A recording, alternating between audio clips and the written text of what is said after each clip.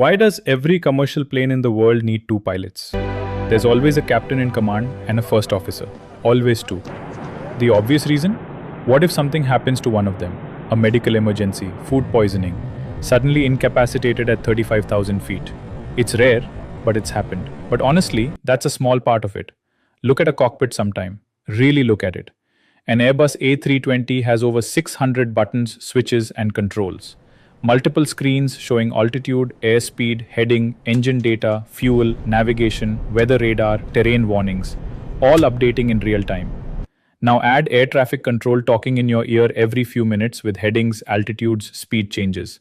Add weather changing mid-route. One person can't manage all of that. So the workload is split into two completely different jobs. Before every flight, one pilot is assigned as the pilot flying, the other becomes the pilot monitoring. The pilot flying controls the aircraft, takeoff, managing the flight path, adjusting the autopilot, landing.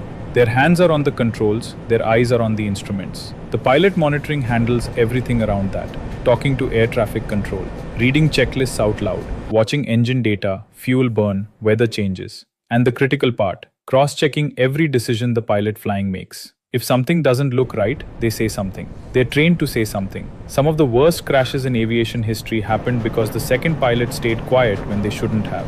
So now, challenging each other is part of the job. They also switch roles. On a multi-leg day, the captain flies one sector, the first officer flies the next. Keeps both of them sharp and stops fatigue from stacking up. And the first officer isn't an assistant, by the way. They hold a full commercial license. They can fly that plane. The difference is authority. The captain has the final call. If something goes wrong and there's no clean answer, the captain decides. That's why the left seat requires thousands of hours of flight time. Because someone has to own the last decision. Two pilots, because the job is genuinely too big for one person to do safely alone.